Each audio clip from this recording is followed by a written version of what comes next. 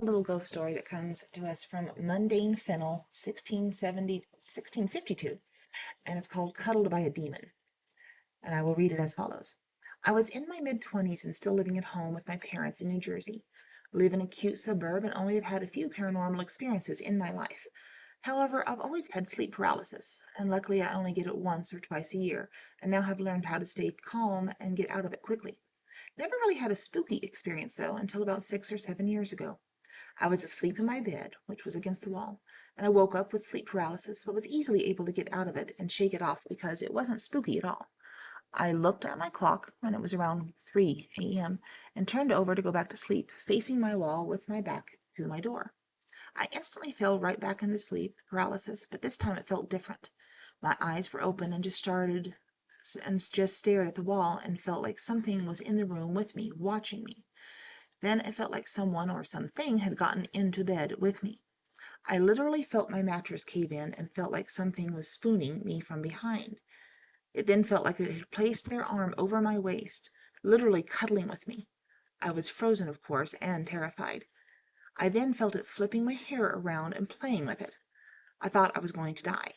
I could literally feel its cold breath on my neck. This entire experience felt like it just went from 30 minutes or so, but who knows how long it actually was. The scariest part was when I heard it whisper, "Not yet. You're not ready yet." I instantly shot up out of the paralysis and was terrified, looking around my room. I turned on my light and stayed up for the rest of the night. I will never forget this experience and have only told a few people in my life. And luckily, I've never had a true scary sleep paralysis experience like that again. Thank God.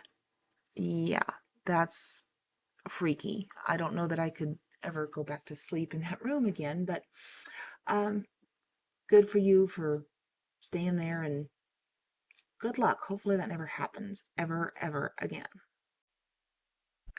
So this is a story called Living in My Haunted Dream House by Mr. Papa Bean.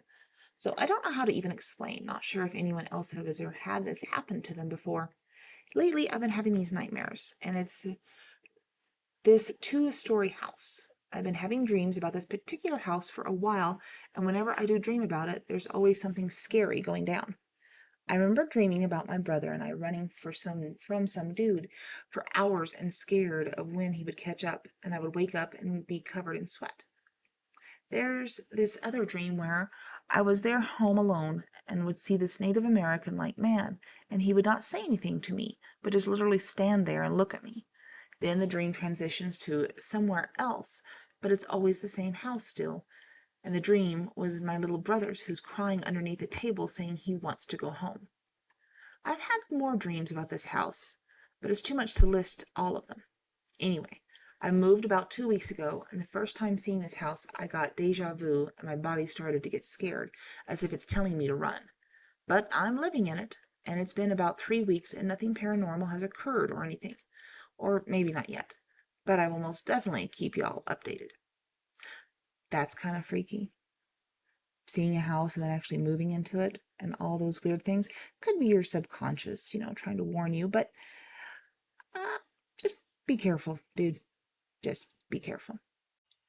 So this story comes from Wrench Monkey 47, and it reads, while assigned to Fort Leavenworth in Kansas, I had two paranormal experiences of walking through ghosts. The first was when I was walking through the main road through the post for PT. It was early morning during the winter, and I suddenly smelled a rich, sweet pipe smoke. I looked around and saw nothing or no one. The second was a similar occurrence, but I was walking by a historical building on post being renovated. I began to smell a strong scent of lavender, like a perfume. The building that was being renovated had once been a hospital, so I chalked it up to a female nurse or patient.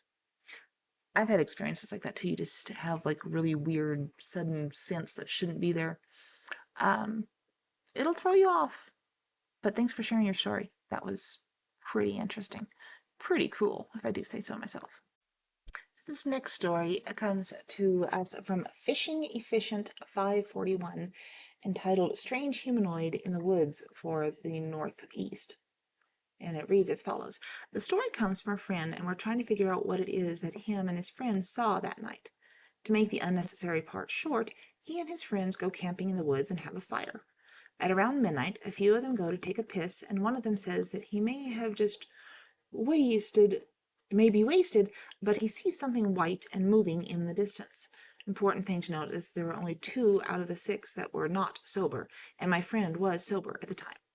The 4 that were awake and pissing all go over and agree that it's moving and white, and then go over to get a closer look at it.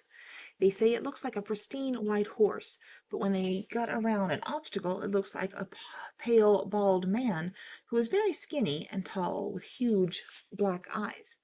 He was crouching down looking at them, and my friend estimated that he was about 6 feet tall, sitting with his arms on the ground. He didn't move, but all of them understandably get out and go back to wake up the 2 that were sleeping. One of them is violently shaking in their sleep. The other is woken up and starts crying. They then tell them that they saw what they saw and that they were going to head to the house. The one that was shaking says he saw it in his dream. Around this time, the fire that was just moments ago roaring dies. Both me and my friend have our suspicions, but we really want to figure out what this thing is because everyone that was there has been having paranormal encounters since, and night terrors and such. That's a little freaky. It could be mass hallucination, and it could be alcohol too, let's be fair. But for all of them to do that, and they all stick to their stories, well, it's worth looking into, I would say.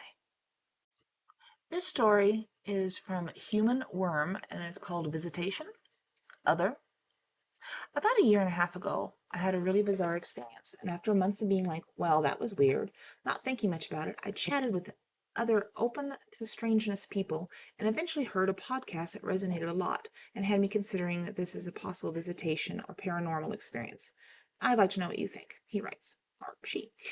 I had newly moved into my house and was in the house completely alone this night. No people, no pets. It was a very high-stress time in my life, which I mention because I seem to be more open to extraordinary experiences during these periods of rawness. There are other stories that could go here. I fell asleep with a little green lamp on in the corner of my room, and at some point in the middle of the night started to wake up and become lucid enough that I was aware there was a high-pitched drone, but was trying to go back to sleep. Over a few minutes of failing to get back to sleep, I started to wake up enough that I became fully aware of the high-frequency sound in the room, almost like when something electrical is plugged in and you can just hear it. A neon sign, kind of. Half asleep, I thought, what is that? Knowing nothing in my house makes that sound. I hadn't moved, still laying there trying to fall back to sleep. The frequency creeps louder, and eventually I'm fully awake and confused as it gets loud enough that it is consuming the whole room. Then there's me. I know nothing in my house makes that sound.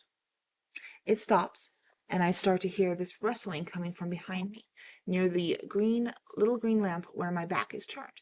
I still have my eyes closed and haven't tried to move, but I'm fully conscious and just paying attention to what's going on. The rustling sounds like 2 things are interacting with each other. It's kind of a soft sound, carpety almost.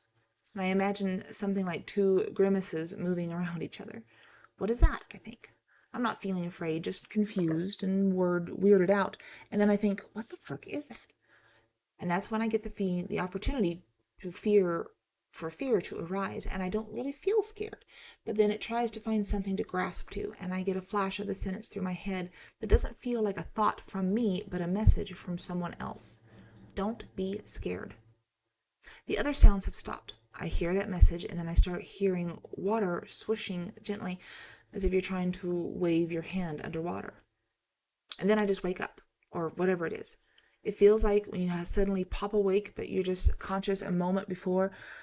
It does feel like there's a tiny, almost indistinguishable gap between being conscious lying in bed and waking up.